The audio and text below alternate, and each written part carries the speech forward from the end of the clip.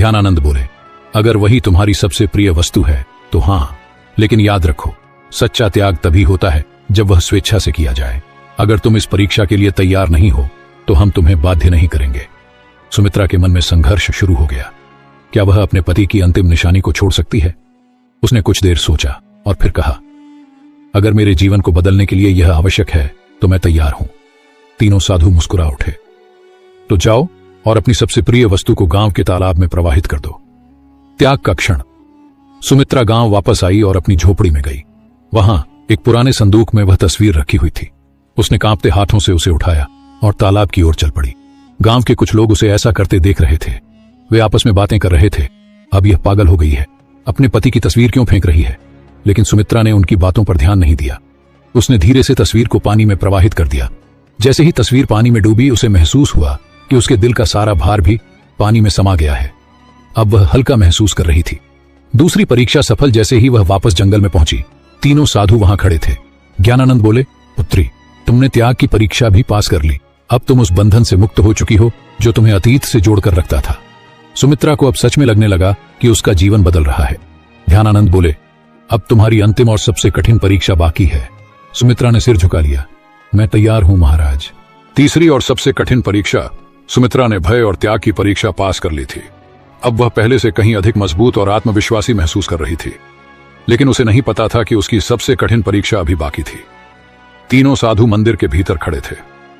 जब सुमित्रा वहां पहुंची तो ज्ञानानंद ने गंभीर स्वर में कहा, पुत्री, अब तुम्हारी अंतिम परीक्षा का समय आ गया है।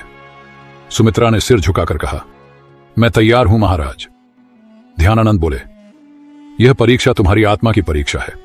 तुम्हें यह सिद्ध करना होगा कि तुम केवल अपने लिए नहीं बल्कि दूसरों के लिए भी जी सकती हो। सुमित्रा ने आश्चर्य से पूछा, मुझे क्या करना होगा? कर्मानंद ने कहा, गांव में एक वृद्ध महिला रहती है जिसका कोई सहारा नहीं है। वह भूखी और बीमार है।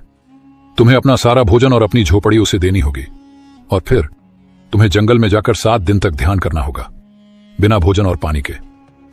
यह सुनकर सुमित्रा स्तब्ध रह गई। अपना घर और भोजन छोड़ दूं और फिर 7 दिन बिना कुछ खाए पिए ध्यान करूं? यह परीक्षा किसी भी अन्य परीक्षा से अधिक कठिन थी।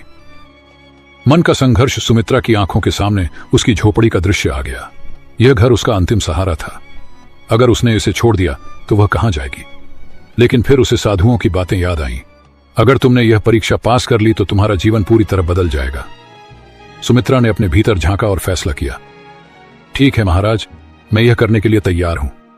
सब कुछ छोड़ना सुमित्रा गांव लौटी और अपनी झोपड़ी उस वृद्ध महिला को दे दी। उसने अपने बचे खुचे भोजन को भी उसे सौंप दिया। गांव के लोग यह देखकर हैरान थे।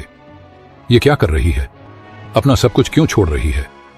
लेकिन सुमित्रा ने किसी की बातों पर ध्यान नहीं दिया।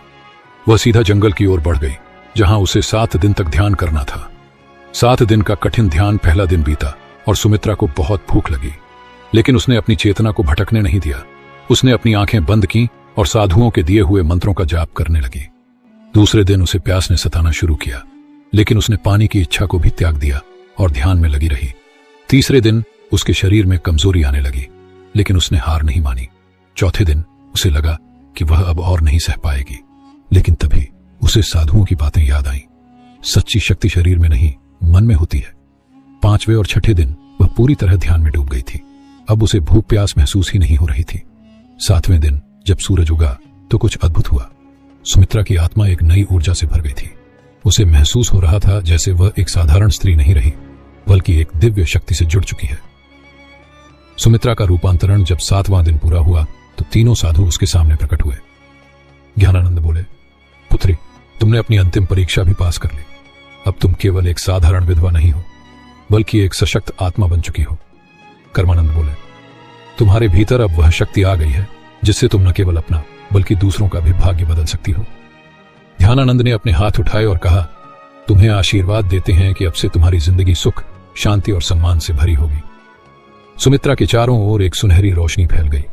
उसने आंखें बंद कर लीं और जब खोली तो वह पहले से कहीं अधिक शांत, मजबूत और तेजस्वी महसूस कर रही थी। गांव में वापसी और सम्मान। जब सुमित्रा गांव लौटी तो गांव वाले उसे देखकर चौंक गए। अब वह कोई दुखी विधवा नहीं थी। उसके चेहरे पर दिव्यता थी, उसकी आंखों में आत्मविश्वास था। गांव के लोगों ने उसे पहले तिरस्कृत किया था, लेकिन अब वे उसके पास आकर उसके चरण छूने लगे। मां, हमें क्षमा करो, हमने तुम्हारा अपमान किया था, लेकिन अब हमें समझ आ गया कि तुम कोई साधारण स्त्री नहीं हो। सुमित्रा मुस्कुराई और कहा, सच्ची शक्ति बाहर नहीं, हमारे भीतर होती है। जब हम अपने डर, अपने मोह और अपने अहंकार को त्याग देते हैं, तभी हम असली शक्ति को प्राप्त कर सकते हैं। गांव वालों ने उसे गांव की सम्माननीय महिला घोषित कर दिया।